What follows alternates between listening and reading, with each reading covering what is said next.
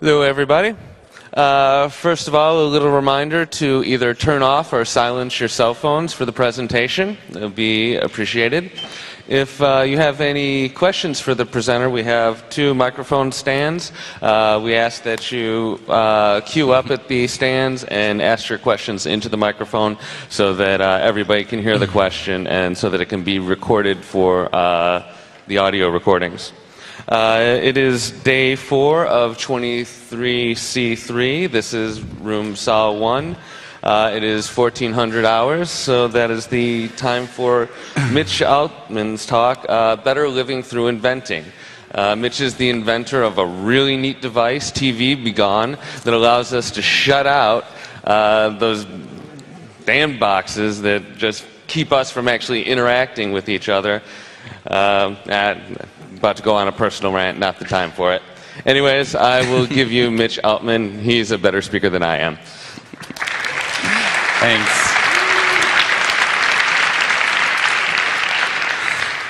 Well, hi, everyone.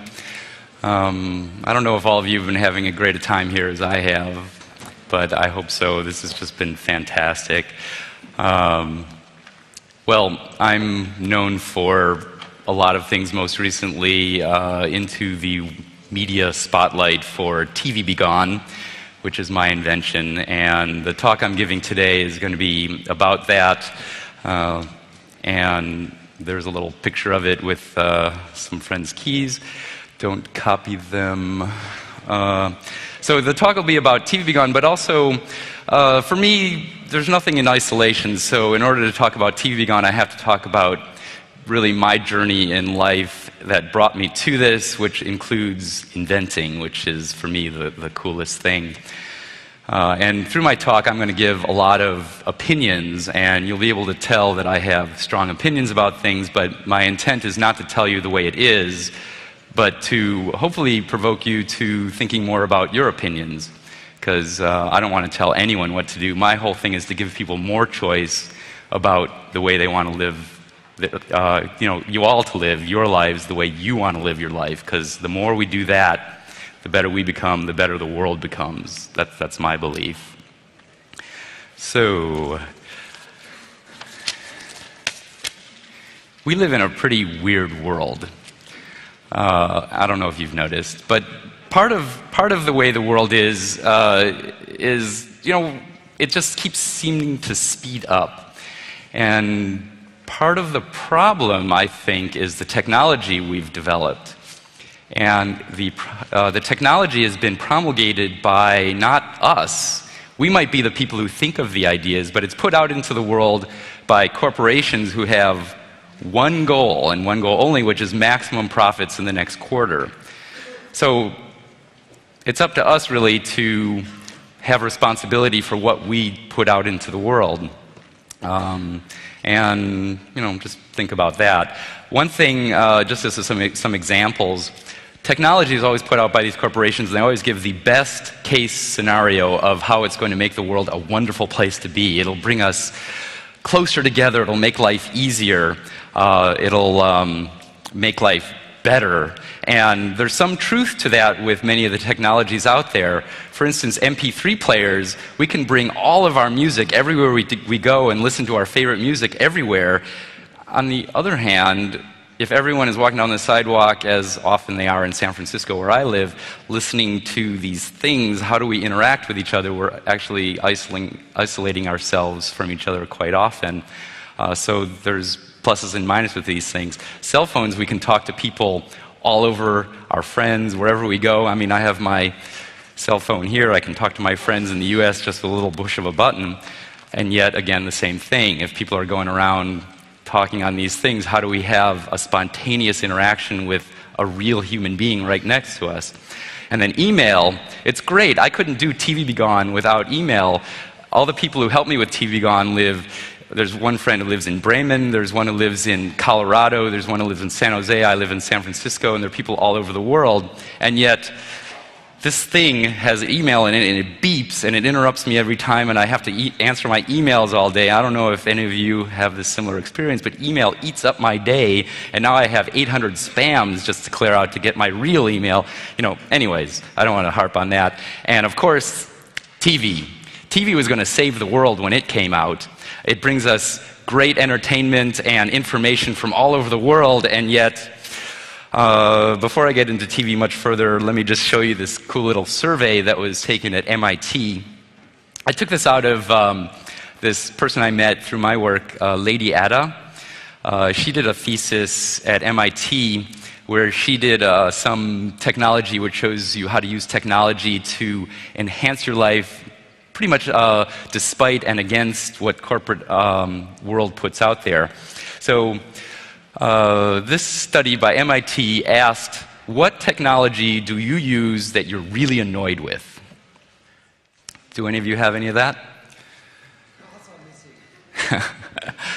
These are the top ones that people said. So cell phones is the most annoying to people. And next comes alarm clocks. That one's pretty obvious. And then comes my favorite bugaboo, television. So it's just kind of interesting to me that we have these things that everyone agrees are extremely annoying, and yet we choose to live our lives with these things in them. And sometimes those choices are more or less conscious than others.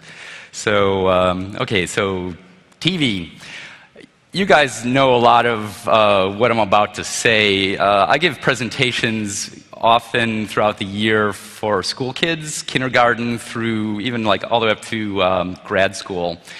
And there's a thing all over the world, but mostly in the US and the UK and Canada, called TV Turn-Off Week. And people are invited to come to schools to talk about kids about TV and its effects. And a lot of what I say here is taken from that. One thing I always start off these talks with is asking people, what do you think is the purpose of television? So, any ideas?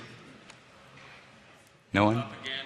Propaganda. That's part of the thing, but for me, I think the main reason is what the last speaker was really talking about, and it's what I already said earlier, maximum profits in the next quarter. These are huge corporations, and in the US, I'm not so much sure about the rest of the world, like Germany and whatever, but in the US, all the major media are owned by 5 corporations, all of which share similar board members.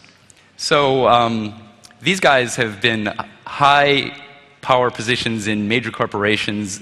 They really know how to make maximum profits in the next quarter. So everything about TV, I think, really comes down to that.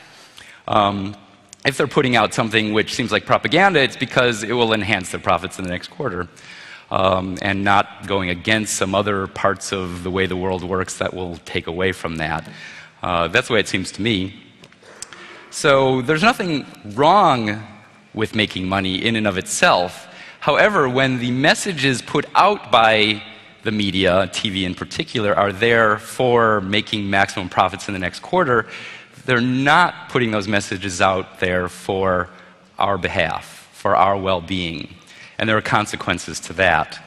And the one big, huge consequence, as I see it, is time goes away. You turn on a TV, and the shortest show is half hour gone.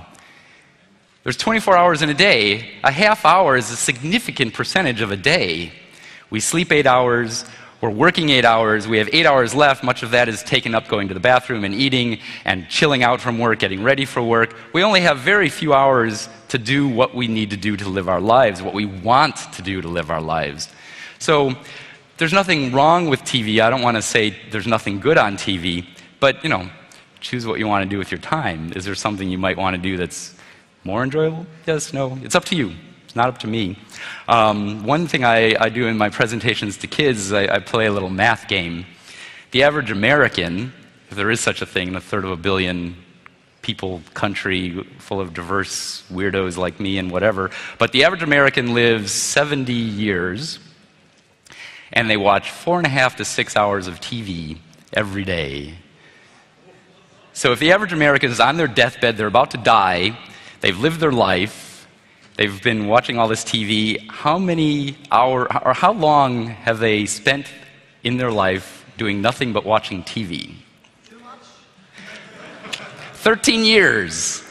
Okay, so like, what could you do if you could choose what to do with those 13 years? Would it be an enthusiastic, watch TV?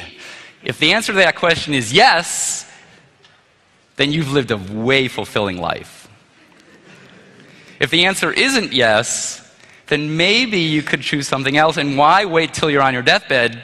Choose it now. Choose it for the rest of your life. We don't know how long we're going to live. We're born at some time. We live so long, who knows how long, and at some point we die. What do we do at that time in between?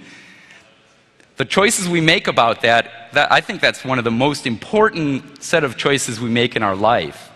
So I encourage all of you to choose really well what to do with your time.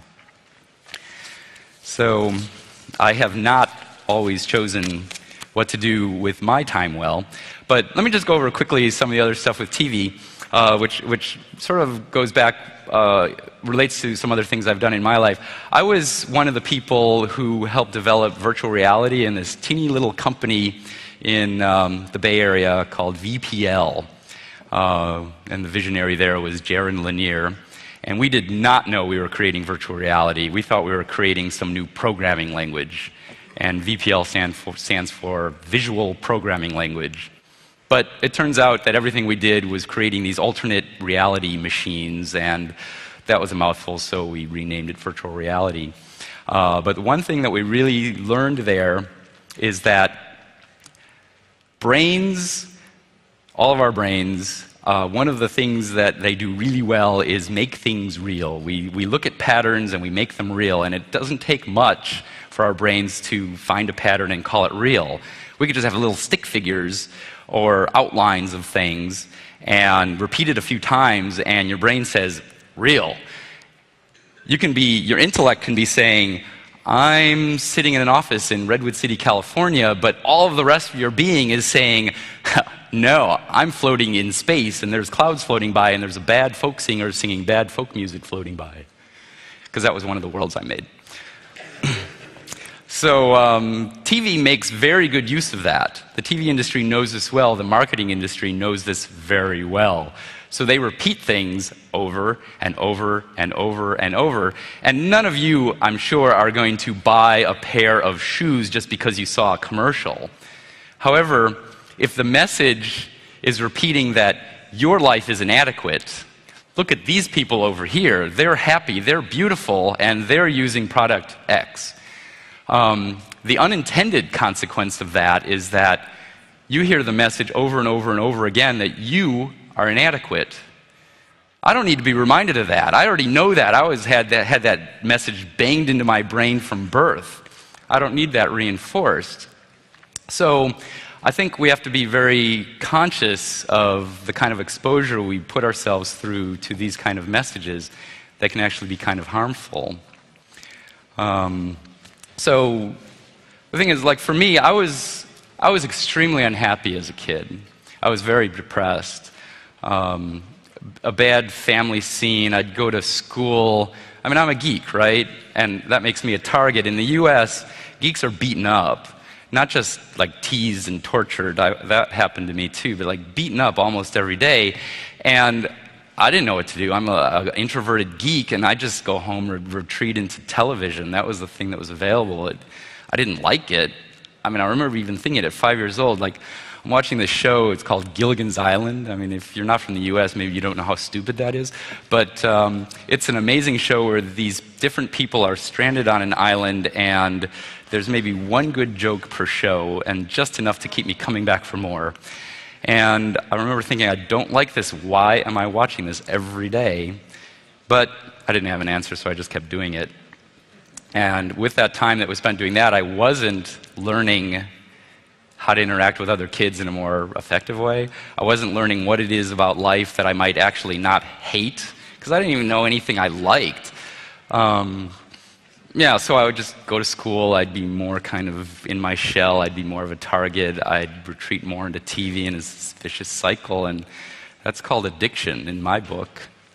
So I guess true confessions time. My name is Mitch. I'm an addict. So.